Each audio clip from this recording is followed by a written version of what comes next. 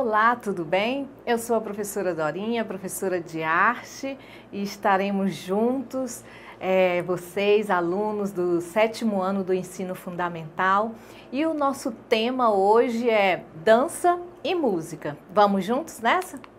Vamos lá!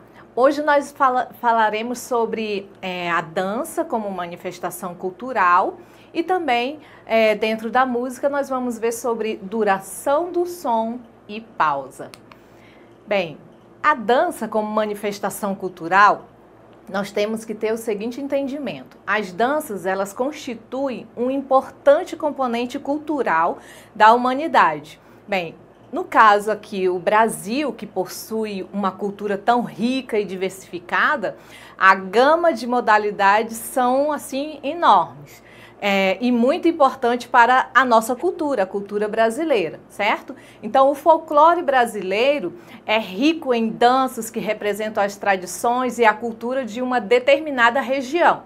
Bem, estão ligados aos aspectos religiosos, festas, lendas, fatos históricos, acontecimentos do cotidiano e também brincadeiras. Bem, as danças folclóricas brasileiras caracterizam pelas músicas animadas, com letras simples e populares e figurinos e cenários representativos, certo?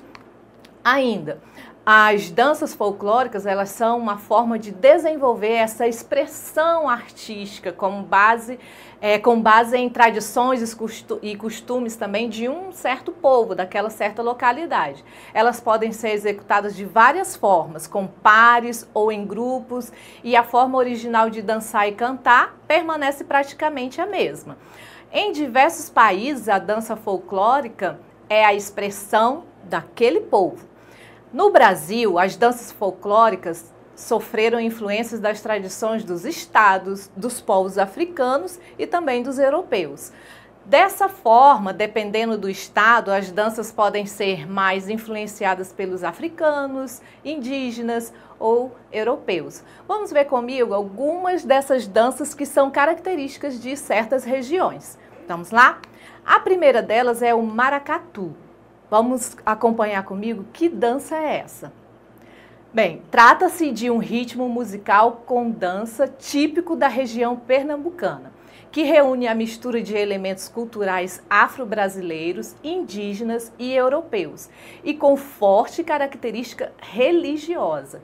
Os dançarinos representam personagens históricos como duques, duquesas, embaixadores, o rei e a rainha, e o cortejo é acompanhado por uma banda que vai tocando instrumentos de percussão, com tambores, caixas, taróis e ganzas. Então, todos esses instrumentos, né, toda essa manifestação compõe esse tipo de dança que é típico, que é da região Nordeste, né, mais especificamente pernambucana, em Pernambuco, certo? E o maracatu se caracteriza por ser também uma dança tipicamente religiosa, tá? Vamos para o frevo. O frevo também é uma dança que surgiu também em Pernambuco. Acompanha comigo. Este é um estilo pernambucano de carnaval, surgida por volta de 1910. É uma espécie de marchinha muito acelerada, que, ao contrário de outras músicas de carnaval, não possui letra, sendo simplesmente tocada por uma banda que segue os blocos carnavalescos, enquanto os dançarinos se divertem dançando. Os dançarinos de frevo usam geralmente um pequeno guarda-chuva colorido como elemento coreográfico e usam diversos passos de dança como malabarismos, passos elaborados, rodopios e saltos. Sem contar o figurino, né, gente? Que é um figurino bem colorido, são roupas bem coloridas e uma performance que eles fazem assim que é desafiadora. Bem, além do frevo, nós temos ainda a quadrilha, tá? Acompanha comigo também para a gente entender. Eu sei que é típico também na nossa região, né? É muito praticado aqui no Norte e muito mais intensamente no Nordeste. Esta é uma dança típica da época da festa junina. onde um animador vai anunciando frases e marcando os momentos da dança, e os casais de dançarinos vestem roupas típicas da cultura caipira, como camisas e vestidos, xadrez e chapéu de palha. Os dançarinos realizam uma coreografia especial e muito animada, com muitos movimentos coreografados, e as músicas de festa junina são parecidas com marchinhas, mas nada semelhante com as marchinhas de carnaval. As mais conhecidas são Capelinha de Melão, Pula Fogueira e Cai Cai Balão. Com certeza uma dessas você já ouviu e já se divertiu com essas músicas, né? E acho até que você já dançou quadrilha na sua escola, né? Esse ano foi um pouquinho diferente, mas a gente não deixou de fazer essa prática. A outra dança também típica também de várias regiões do Brasil é chamada Bumba Meu Boi. Acompanha comigo. Um dos símbolos folclóricos do Brasil, Bumba Meu Boi, mescla dança, música e teatro. Além disso, é praticado nas mais variadas regiões do país. Os personagens cantam e dançam para contar a história de um boi que morreu e ressuscitou após ter sua língua cortada para satisfazer os desejos de uma mulher grávida. Veja só. Então, nessa dança há uma mistura, né, de teatro, de representação com a dança, com a coreografia, certo? Então, vamos lá. Saindo um pouquinho da dança cultural, folclórica, né, e vindo para a música, nós vamos falar hoje sobre a duração do som e pausa. Como a duração e a pausa são tão importantes dentro da música, dentro do som, certo? Então, vamos falar primeiramente sobre a duração, né? Você sabe o que é duração do som? Então, acompanhe aqui comigo. Vamos entender melhor o que é isso. A duração do som é a propriedade que nos permite distinguir sons longos e sons curtos. É o tempo que o som permanece em nossos ouvidos, isto é, representa o tempo que o som dura. Depende do tempo que duram as vibrações do objeto que os produz. Bem, então a duração está muito ligada ao tempo, certo? Tempo que se prolonga o som, que pode ser longo ou curto. Bem, nós temos aí alguns exemplos. Acompanha comigo. O som longo, a sirene, né, de uma ambulância, né, quando ela toca, ela tem um som mais prolongado, mais longo. Ué, né? E um som mais curto, o latido de um cachorro. Uau, uau, uau. Né? Então é um som cortado, é um som curto, tá? Então isso nós chamamos de duração do som, quando ele é longo e quando ele é curto, beleza? Vamos agora falar sobre a pausa. Silêncio é música? Sim, e é muito importante na música. No meio musical, assim como temos figuras que representam os sons, temos também figuras que representam o silêncio e nós chamamos de pausa, tá? Então vamos entender um pouquinho o que é a pausa. Acompanhe aqui comigo esse conceito para pausa. Pausas musicais são intervalos de tempo em que deve haver silêncio, ou seja, nenhuma nota deve ser tocada nesse instante.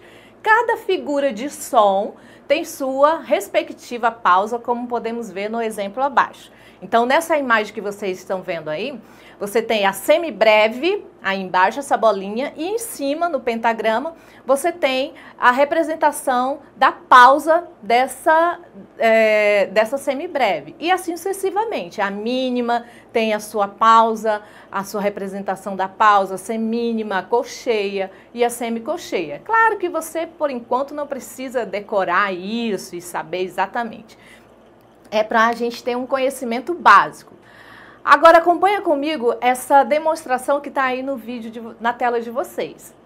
Para demonstrar isso, preenchemos um compasso 4x4 com semínima. Você tem aí na partitura 4 semínimas, né? Que representando com a palma nós temos assim, ó.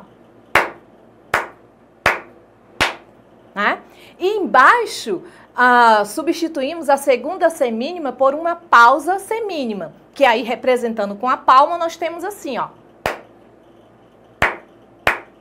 né? Então, sem a pausa, temos 1, 2, 3, 4.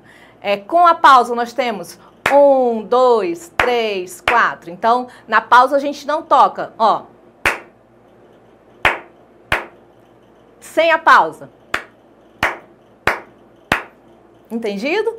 Então, faça esse exercício em casa, tá bom? Para você entender melhor. E aí nós temos a pausa que é necessário dentro do som. Então, o que vimos hoje na nossa aula?